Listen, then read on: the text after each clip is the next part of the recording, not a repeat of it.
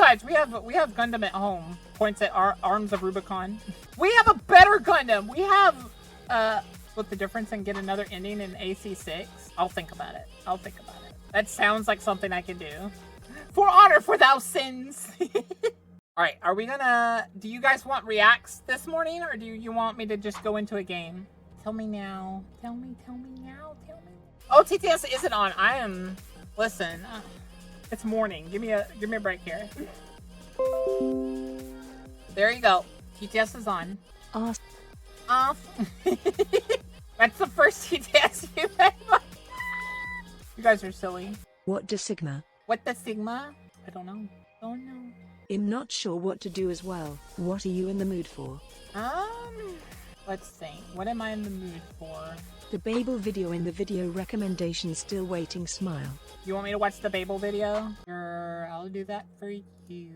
Only cause you're a cutie. Alright, let's go to our react. Alright, we'll go here. Cause you guys are trying to get me into Arknights. I'm like on the fence now of Warframe. I'm leaning more towards playing it. I'll say that. At first, there was like no way, but like y'all got me to where I'm on the fence and slightly leaning toward playing it. Back against corruption. A scientist can shatter the sky. A hunter might even slay an evil god. Regardless, the cold indifference of Terra pushes back against all equally. What good is showing a system is corrupt if one cannot slay? What good is splitting the sky if none can fathom the heights that must be reached after? And what good is slaying a god if the next great threat to the world is the one who slayed it? Babel opens up with the Doctor stripped of their memories, Amia cursed as the Lord of Fiends, and with the great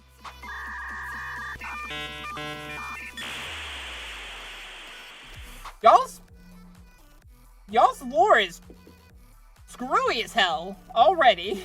Greatest hope of the Sorcas, Teresa lying dead. This is a gacha Babel game, is not a hopeful Lugia. event. It seeks to remind the reader that This is life on supposed to Terra be is lore. never easy, and often This is their forces lore badly outside of one's explained. control will Usually take when it's everything badly from explained, it's at least kind of simple.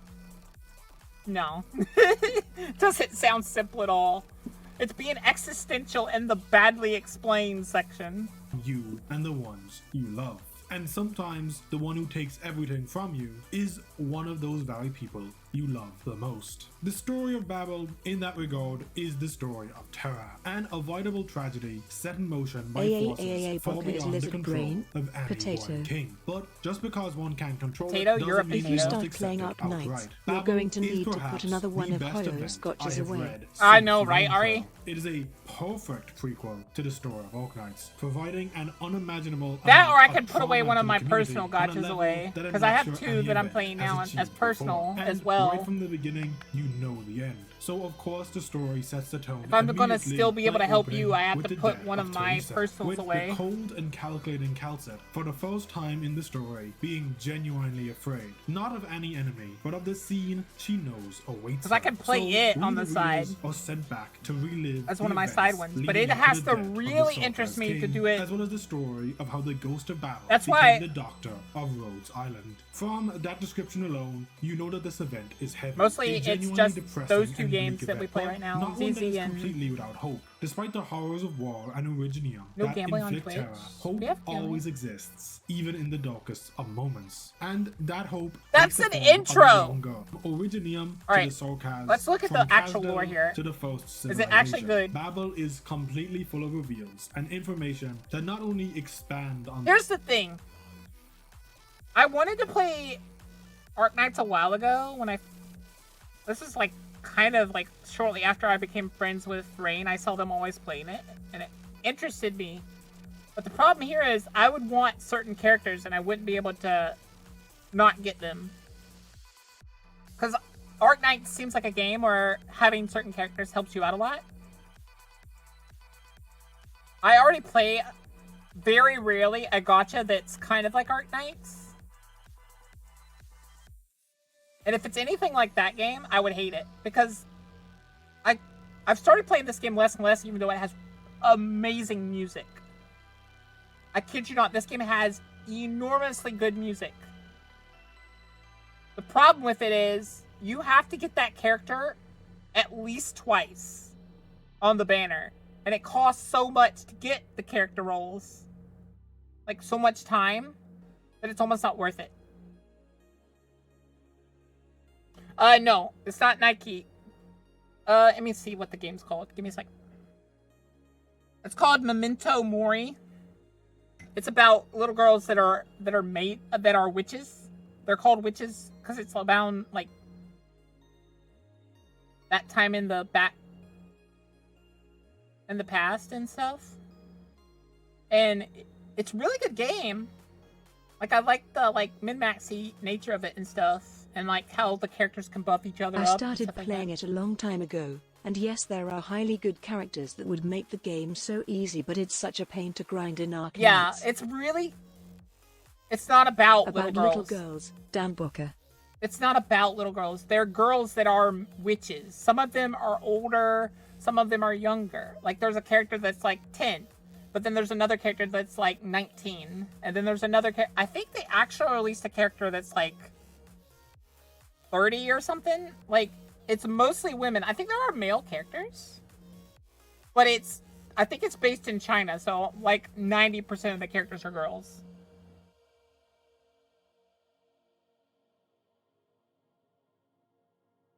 And you can like find out about their past. And like, some of the characters are abused. Some of the characters had wonderful lives.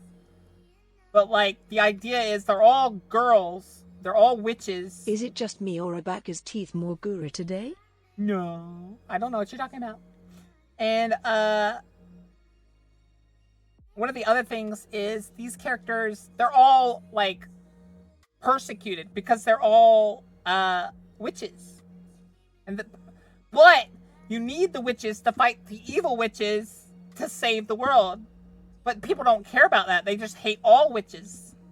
Because witches put them in this place, you know? It's that kind of game. And it's interesting. I like it. Witches be bitches. Oh my god.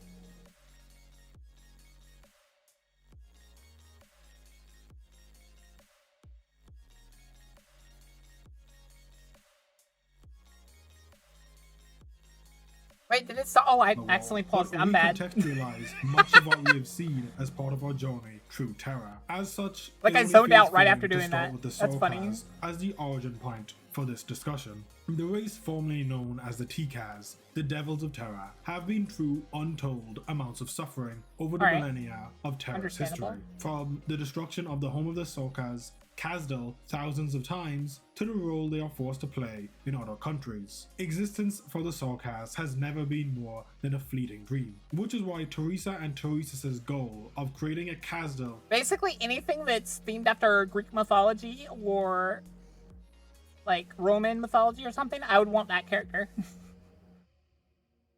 that can truly exist I in love the those. modern world is both inspiring and foolish. They know the risks they have taken. The existence of Sorkas is something that the other nations of Terra allow only insofar as the Sorkas benefit them. They are to be fodder thrown into war so that others may live. And of course, this has fostered hatred within the Sorkas. A hatred for life and a hatred for Terra. And as such, Teresa wishes to break the cycle of hatred and bring about a united world that has set hatred aside. Teresa, on the other hand, believes that this is a far-fetched dream that neither the Sorkas nor Terra would be able to abide. But despite their differences, the two siblings stand side by side, at least at the beginning, refusing to submit to a fate that would doom them and their people. And they have a plan to reform the Sorkas society from the top down, so it's not just lofty ideals. It's interesting. I'll say that. It's still very kind of abstract. Some of the things he's explaining. Like, I don't fully understand a lot of it. Military commission for Kazdal is formed. One that will embody the will of Teresa's and support the dreams of the Sorkas king. But saving only the Sorkas is not enough for Teresa, and she forms the organization of Babel, that which would eventually become Rhodes Island. Babel dreams of curing Oripity, of overcoming Originium entirely, and bringing together all the people of the world under one common understanding. So Teresa with the aid of Calcet and those who share her dream, attempts to bring that dream into reality within the land of the Sorkas. But outside forces and centuries of hatred crush even the King of Sorkas' dream. Teresa and Teresus, the two who understand each other the best, and the two who created Kazdil. Like, those two characters look cool as butts, and I'd want them. Inevitably creating two diametrically opposed entities, one embodying the hate of the Sorkas and one embodying the hope of the Sorkas. And peace, unfortunately, was never an option. You get out of my YouTube with shorts. hatred being the fuel that has kept the Sorkas alive through Go the away! destruction of so many Kazdils, most refuse to let go of that fire. And so, despite being the king of her people, Teresa is unable to prevent the civil war. Oh, that full will screen the tear video. I'm apart sorry, guys. Not just her people, but her dream. Her dream of unifying all people under the banner I want of y'all to Babel know is Lugia not one loves that she could ever hope to Castlevania. achieve in her lifetime. But with the Lugia help wants of us to play Calcet, more perhaps she Castlevania. could find one who could achieve that goal for her. One We need that to could beat one of them so overcome we can play Orympia. the one they like. One that could lead Terra to a future that its people can only dream of. The Ghost of Babel, one of the final members of the first civilization, the Doctor of Rose Island. An enigmatic figure with goals far beyond the understanding of one Sorkas. Awakened by Calcet early, the Doctor explores a land entirely unfamiliar to them, one where oripathy is a curse that claims the lives of all who fall beneath its spectre. An alien among those who understand the world around them, but are so far removed from that they struggle to feel the weight of responsibility to cure anyone. That is until a young girl crosses their path. Amiya sparks a desire to save Terra within the Doctor, a desire to resist the will of the first civilization and protect the life Terra has formed. But the first civilization of Terra was powerful beyond belief. Interstellar travel, terraforming, the creation of technology so advanced. Yeah, I've noticed that so far. Very sad. Like, incredibly sad. So y'all are gonna have, if y'all want me to play this, y'all have to do incredible, like, either someone needs to be the wallet to help me get characters, because I'm not gonna want to grind it, because in grinding you would learn a lot of the story. Scales appealing. Go take a shower, your scales are appealing. Shut the heck up. I ain't talking to you, Roy. I'm explaining, like, I don't like sad stories very much. That's why I've slowly started to stop playing Memento Mori, even though I started playing it on my own. Is it seems a very sad story. And I don't like sad stories. I like stories that are a little melancholy. Or, like, they can be sad at the start, but I want them to eventually start being good. I want the character to be able to climb out of the sadness. I like redemption. That is basically magic. And of course, the creator of Originium. The very Doctor who strives to cure oripathy is immune to the effects of the curse that strangles all those around them, which is because they are the very creator of that curse. But to the first civilization, it is not a curse, but a cure, one that will transcend life to a next further stage of evolution, one that will blanket the world in Originium and bring about enlightenment to the inhabitants of Terra. Originium works upon the principle of transferring information into Originium, a utopia that can store all the world's information in one place. And by blanketing the world in Originium, all the world would reach the assimilated universe. But even still, the Doctor is conflicted. The inhabitants of Terra do not benefit from this blessing. These people are cursed by this utopia. And so who is the Doctor to not seek to cure that which destroys the lives of all it touches? Even knowing that Originium is in fact just data made manifest, storing the information of all it claims within the Originium network, the Doctor still laments for those around them, especially for Amiya, whom they have grown to love dearly. The needs of the first civilization, or the needs of the priestess, come before all for this version of the Doctor. And so, the Doctor sentences the King of Sorkas to death. But the King of Sorkas sentenced the Ghost of Babel to life, to finally escape the burdens of their responsibility in order to become who they truly are. The King of Sorkas erases the Doctor's mind, giving the Doctor one last blessing and one last chance to save Terra in the form of the Doctor we know and I really love today. the opening line of the event, "Do not bury us. Kazdil's soul cannot hold any more traitors." Quoted from the assassin who survived after the king's assassination. It's like so complicated, and this is explained badly. Ugh.